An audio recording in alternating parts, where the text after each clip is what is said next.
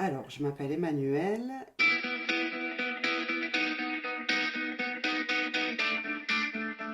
Je me décrirais comme une femme plutôt paradoxale, mais je pense qu'on l'est tous, plus ou moins paradoxale. Douce, bienveillante, euh, avec un petit sale caractère par moment. Je communique beaucoup. C'est très important le dialogue. J'aime pas garder quelque chose que j'ai sur le cœur. Je préfère crever l'abcès de suite que garder, et après en général ça crée des quiproquos, des disputes. Euh, Après je peux être impulsive aussi. Donc des fois je peux réagir très vite. Et là c'est pas cool, mais ça fait partie de moi. Mais la communication, c'est la clé, la base. J'ai été élevée comme ça et je trouve ça assez chouette. J'ai pu parler de tout avec mes parents. Il n'y avait aucun sujet tabou. Et je trouve que c'est hyper chouette et hyper important de pouvoir continuer dans ma vie de tous les jours avec mes proches ou des moins proches, hein, de pouvoir avoir le dialogue ouvert. Alors c'est pas toujours bien vu, mais c'est ma façon de communiquer. J'ai une grande partie d'imagination. On me l'a souvent reproché, de me dire sors de ton monde des bisounours. Mais non, moi je n'en sortirai pas. Et je trouve ça hyper important de continuer à rêver. Et puis c'est ce qui t'amène vers tes buts aussi dans la vie. Si tu arrêtes de rêver, je trouve ça hyper triste. Et puis ça me fait du bien, c'est comme ça aussi. Moi, c'est ce qui fait que des fois j'ai besoin de m'isoler, je m'isole dans ma tête. J'ai pas besoin d'être chez moi enfermée. Si j'ai envie de m'isoler alors que je suis au milieu de plein de monde, j'y arrive très bien. C'est mon petit temps de pause. Donc oui, je suis une grande rêveuse. Je, bon, je réfléchis quand même, hein, je pose. Euh, et je m'aperçois que souvent c'est au niveau. Enfin, je le sens dans mon ventre, quoi. Donc, et s'il y a quelque chose, je sais qu'il faut que j'y aille, et j'ose pas et j'y vais pas. Et c'est là où je mets la raison dessus. En disant, mais si tu le tentes pas, Emmanuel, c'est là où tu auras des regrets. Donc la raison, elle me guide là, à me pousser chaque jour et à me dépasser. Je suis pas le genre de nénette à aller courir les magasins ou les sacs à main. J'aime les jolies choses, attention. Je trouve ça hyper important. J'aime m'habiller aussi, euh, parce que ça fait partie du prendre soin de soi, de se sentir jolie. Maintenant, tout ce qui va être bien matériel, les voitures, non, je m'en fiche. Euh, Si je dois dépenser mon argent, je vais plus le dépenser dans des stages ou dans des week-ends bien-être ou euh, dans, ouais, là-dedans. Ou dans les repas avec mes proches. Voilà. Mais les biens matériels, non, c'est pas quelque chose auquel je m'attache. C'est pas hyper important, je trouve. C'est important d'être en sécurité, mais il y a tellement d'autres choses. Euh, et je crois que je m'adapte avec de la joie et de l'amour. Ça revient beaucoup, mais c'est ça. Je crois que ce sont mes moteurs. Euh, Si tu mets de la joie, j'allais dire des paillettes, j'adore les paillettes. Ça, c'est mon côté imaginaire. Euh, je crois que le jour où tu as compris que tout peut être joyeux, même dans les choses difficiles, t'affrontes tout beaucoup plus facilement. Donc, en gardant un petit peu son âme d'enfant. Je suis beaucoup plus douce, moins impulsive, euh, beaucoup plus dans le ressenti. Donc, j'accepte mes émotions quelles qu'elles soient. Je m'autorise à pleurer, si j'ai besoin de pleurer par exemple. Je me laisse envahir par la joie, si j'ai envie de me laisser envahir par la joie. Et en fait, ça décuple mes émotions, d'être revenue dans ce féminin. Alors qu'en étant beaucoup plus dans le masculin, euh, il fallait que je fonce, surtout pas que je montre mes émotions, ne pas oser dire ou exprimer vraiment très fort. Il fallait que ce soit voilà, assez carré. Et là aujourd'hui, c'est beaucoup plus chouette de pouvoir laisser libre cours à tout ça et se laisser submerger aussi, que ce soit par la joie ou par la peine. Tout est accepté aujourd'hui. Et c'est pas toujours simple, hein, d'aller regarder qui on est. Hein. C'est pas un long fleuve tranquille, ça c'est faux. Mais je crois que si tu vas pas chercher un moment qui tu t'épanouis pas. Et des fois c'est dur de se prendre le mur, hein, et de se regarder en face. Et je crois que c'est un chemin de toute une vie, parce qu'on change. Et maintenant que je l'ai compris, je crois que toute ma vie, je vais essayer de continuer à savoir qui je suis. Parce que j'ai jamais été autant heureuse que depuis que je gratte tout ça. et que je vais le chercher. J'ai toujours eu, même avec mes proches, j'ai toujours eu ce côté tactile, côté très câlin. On se fait beaucoup de câlins avec certaines, pas tous, parce qu'il y en a qui n'aiment pas ça et je respecte. Mais il y a toujours eu. Alors d'où ça vient, j'en ai aucune idée. Mais j'ai toujours été comme ça. Et le massage, j'adore ça. Je trouve que cette communication-là, elle est extraordinaire. Le corps, il a tellement de choses à nous dire. Les animaux, j'ai un émotionnel très particulier avec eux. Mais de toujours, j'ai eu cet émotionnel. Ma mère était comme ça, a toujours s'occupé des animaux. On récupérait des pigeons, des souris, tout ce qu'on pouvait trouver. Euh, et j'ai du mal à pas laisser déborder l'émotion quand il s'agit des animaux. Voilà. On a pu me le reprocher aussi, mais ça, je m'en fiche, c'est pas grave. Euh, ouais, c'est mes bébés, c'est mes petits bébés, quoi.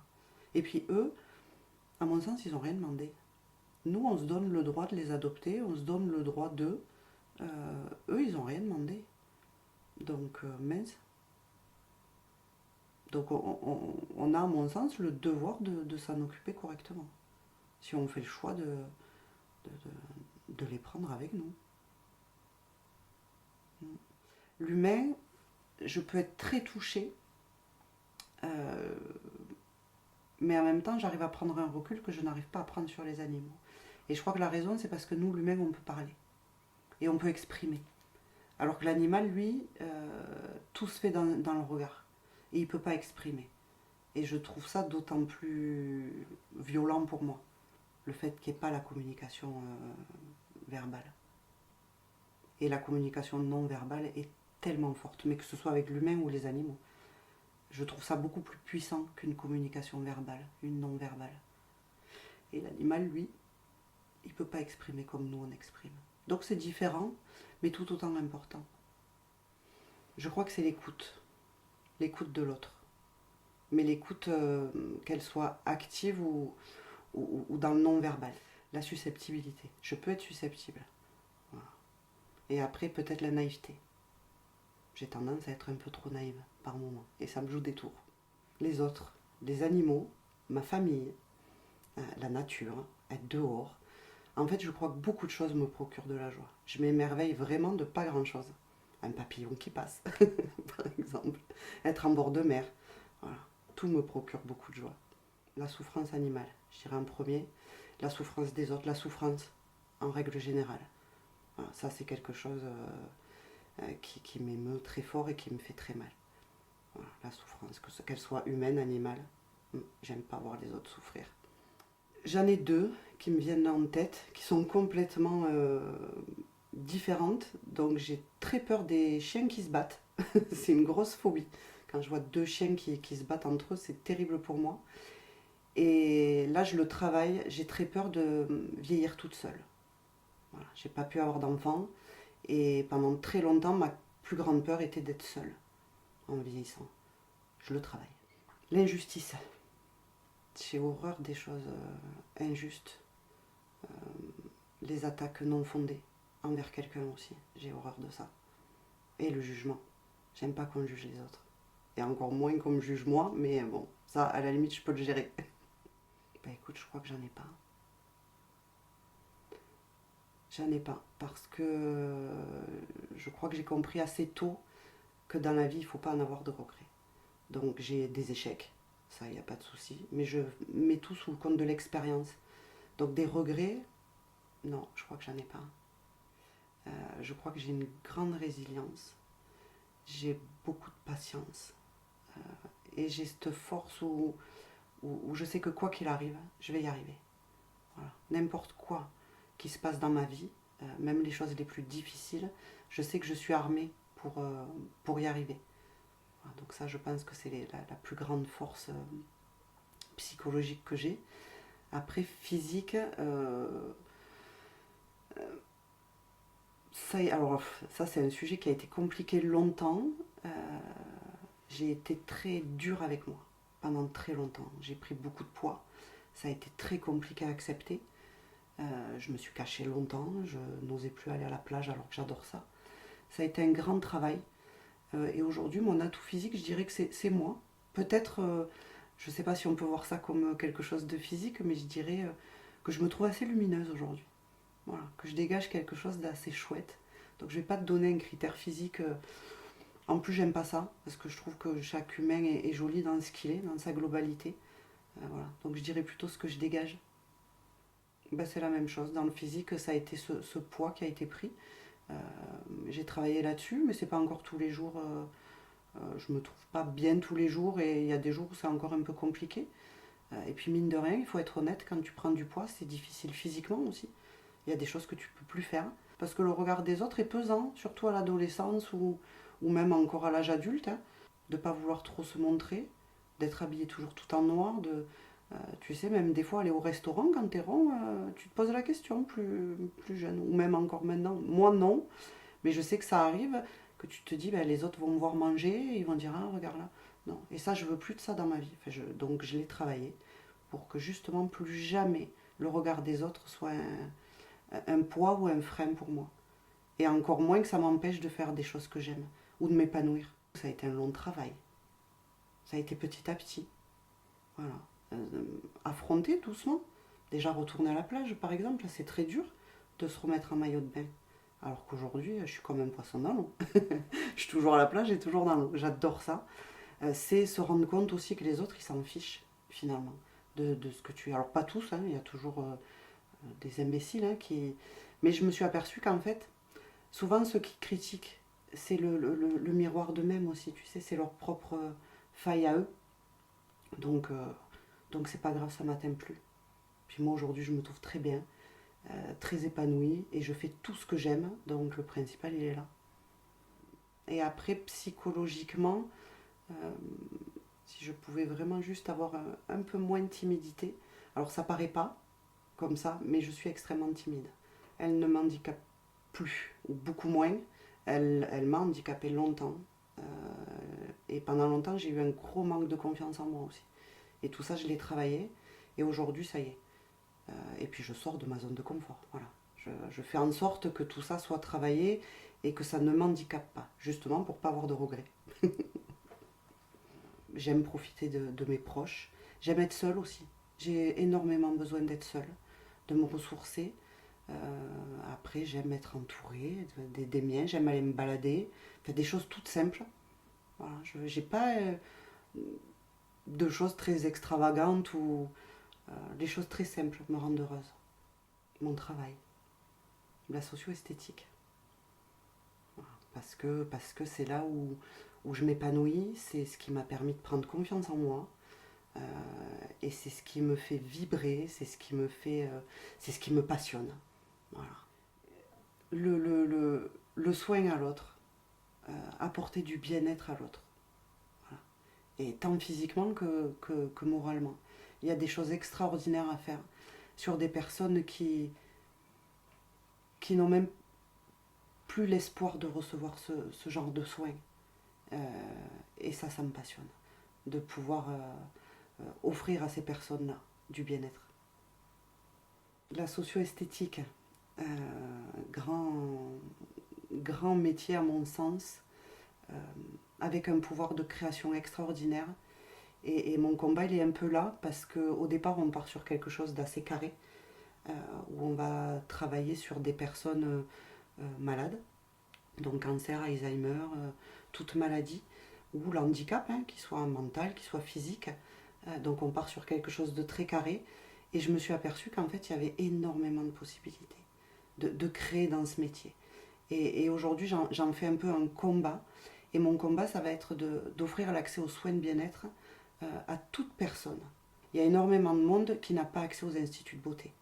Je pense à quelqu'un en fauteuil roulant, il n'a pas accès du tout euh, aux instituts de beauté. On ne peut pas mettre la personne sur table. Et c'est là où moi je suis formée, pour pouvoir aller le masser sur son fauteuil. Euh, et j'ai beaucoup de personnes dans ce cas-là qui me disent, mais finalement, j'espérais même plus recevoir un massage. Voilà. Et ça me rend heureuse. Vraiment. Donc j'ai fait le choix de le faire en indépendant au lieu d'aller en structure. La plupart des socio-esthéticiennes travaillent en structure. On intervient beaucoup dans les hôpitaux, donc service oncologie, ou dans les EHPAD, ou les structures associatives. Euh, et moi, je fais le choix non seulement de faire un métier que peu connaissent, voilà, parce que c'est une spécialité de l'esthétique, hein, où tu fais un an d'études supplémentaires où tu vas étudier tout ce qui est sociologie, hein, donc pathologie, le social, tout ce qui est toxicomanie, alcoolisme, enfin voilà, toute personne qui vit un moment de vie difficile, hein, tant par la maladie ou par autre chose. Et donc je fais le choix d'un métier que peu connaissent, et en plus je fais le choix de le faire en indépendant. Parce que si je vais dans les structures moi aussi, les gens qui n'ont pas accès aux structures ou qui ne sont pas dans les hôpitaux, ils n'ont pas accès au bien-être. Et ça me rend dingue. Tu vois, on parlait tout à l'heure des choses qui me mettent en colère. Ça peut être quelque chose qui me met en colère. Ou les femmes, certaines femmes qui peuvent avoir pris du poids et qui n'osent plus aller en institut de beauté et qui osent venir chez moi. Voilà, parce que je vais les recevoir dans un cadre beaucoup plus intimiste, où on va échanger, boire un café, voilà, et qui vont accepter à nouveau de se déshabiller pour recevoir un massage. Voilà, donc tout ça, ça me passionne. Moi, souvent, je marque où j'explique qu'on va bien au-delà de l'apparence. Voilà, c'est vraiment... on va chercher à ce que la personne se reconnecte à son corps. Tu sais, quelqu'un qui est malade, je vais prendre l'exemple le plus malheureusement courant dans notre métier, c'est le cancer. Tu prends une femme qui a subi une ablation du sein, qui a plus de cheveux, ou même un homme, hein, qui depuis des mois reçoit de la chimiothérapie, des piqûres, son corps, il n'a plus qu'une seule chose, c'est la souffrance.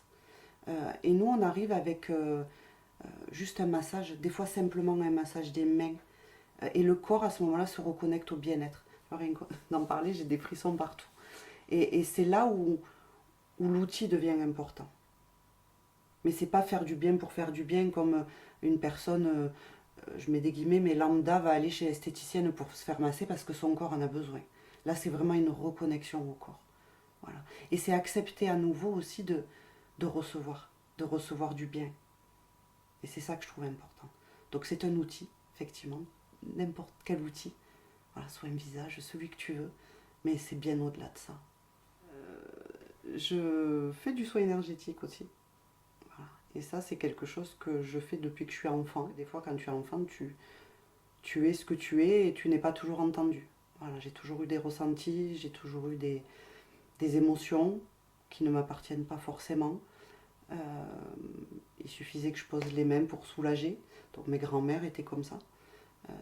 Et heureusement, j'avais elles pour m'écouter à ce moment-là, pour entendre que des fois, je voyais des choses ou j'entendais des choses. Donc on m'a souvent dit, mais non, c'est des cauchemars. Ben non, c'est pas des cauchemars. Voilà. Donc Et longtemps, je ne voulais pas l'ouvrir au public. Je mets des guillemets, mais c'était vraiment pour ma famille, pour mes amis, voire même occulter pendant des années. J'ai voulu complètement l'occulter, tout ça. Et puis la vie t'y ramène de toute façon. Donc à nouveau, je fais du soin énergétique que j'ai ouvert au public. Beaucoup de choses. La bienveillance, la bienséance, le respect. Le respect est très très important. Le non-jugement. C'est un peu, oui, toutes les valeurs qu'on a citées plus haut. Hein. L'amour. L'amour me guide beaucoup aujourd'hui. L'amour de l'autre, mais aussi l'amour que je me porte. Et c'est pas narcissique. Hein. Et ça, c'est pareil, il y a beaucoup de monde qui ne s'aiment pas et je trouve ça hyper triste. Donc ça pourrait être une chouette valeur aussi de s'aimer à soi.